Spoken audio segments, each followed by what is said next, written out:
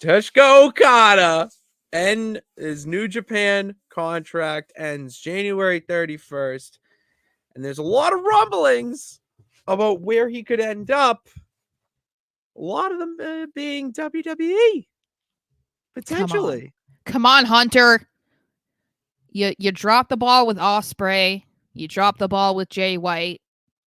Get the big fish. I mean, they're not big, small fish, but you know what I mean. Like, no, he's a big, yeah. Like, if AEW gets all three, like, they won't know how to use. They won't. Okada's a bigger star than Yeah, all of them. I'm sorry. I love Ospreay and think he's the best, one of the best wrestlers in the world right now. Jay White's amazing. They're not Okada. Okada is basically the second coming of Antonio Inoki. I would love for them to be able to sign him, and I feel like although he'll miss the Rumble, so he couldn't be like a crazy Rumble debut, which I think is fine. I feel like he's unless he was going to be, I don't know, like, to me, I don't want to think about someone else having a Rumble debut, like a man at least, because the women, it hasn't happened, obviously, because they've only had the Rumble match for a few years. Yeah. But like nothing can really top AJ Styles' Royal Rumble debut. So like I feel like Okada he like deserves a bigger debut than that. And I feel like even though he'll miss Rumble, the timing is still pretty good because it's Elimination Chamber and then it's like Mania. So like they could instantly put him into something.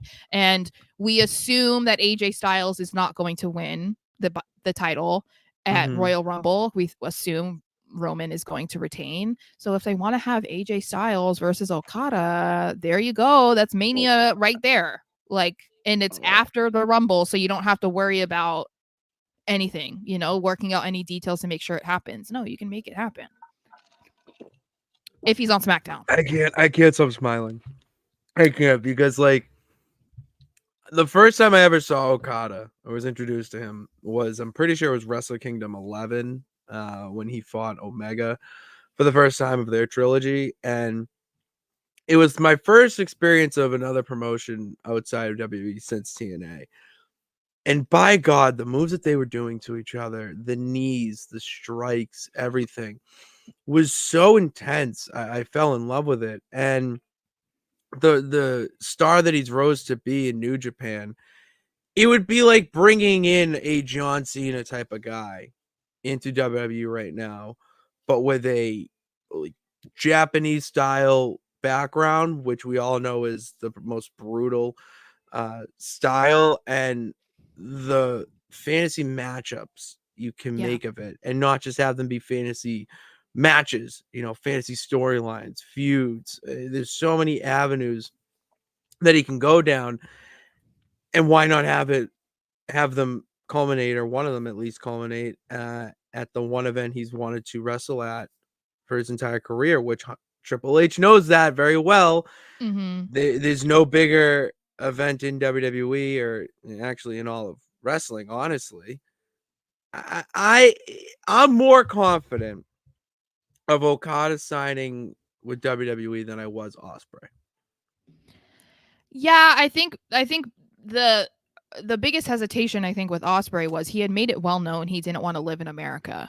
I don't know if Okada has said that. I haven't seen that. So I would assume if he has said it, it's not been like repeated as many times as Ospreay said. No. But yeah, I think that this would be like a home run hit for Triple H to sign him, especially, as I said, missing out on Ospreay and Jay White. So I think this would kind of like help smooth that over a little bit and get people to forget about it. And as we were saying when we were talking about this, like I get the concerns that people have with WWE signing guys like this, because you're still in that mindset of like they're going to be misused, they're going to be buried, or they're going to be like pigeonholed or stereotype character or whatever. But Vince McMahon's not around anymore. No. Triple H hasn't really done that yet to make us believe that that's what his, Okada's future would be. And then looking at the alternative being AEW, okay, well, it's not like Jay White and Osprey are the top two guys over in AEW, and it's like, well, of course they signed over there. Why wouldn't Okada? They're like the top two guys. They're on every show, every pay per view. They got they're the champions and blah blah blah. It's not like that, where it's like, okay, yeah, if he wants to be like super over and the face of the company, he's gonna go over there. Mhm. Not like they treat every person No. greatly. They don't book every person greatly. You're just talking about how Edge is now like relegated over to Collision. So it's like that doesn't And yeah, mean that Okada would thrive in AEW and be buried in no. WWE. No, it So wouldn't. And Jay White right now is 1/3 of the Ring of Honor trios champions. So it's not mm, like he's in the main event either. And he could be in the main event in any promotion he goes to for however long he wants. So you got to look how AEW is booking their superstars right now and where they're at.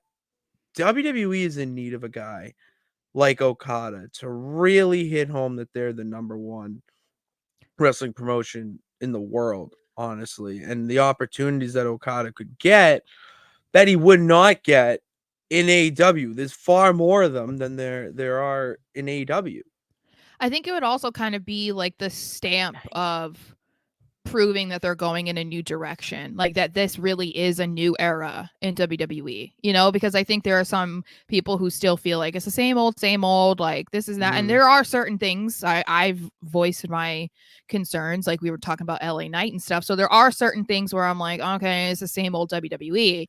But mhm, I feel like bringing in a guy like Okada, who's worldwide known in the wrestling community and is so different than who they currently have on their roster, to me, it's like, oh, okay, they're getting serious. Like they are trying to do different things. And it feels like a Triple H signing. Like if he could have signed him to NXT Black and Gold, he probably would have done that. So it feels like, yeah, this is a guy he would bring in and and you like have and you have to make him into a realize star.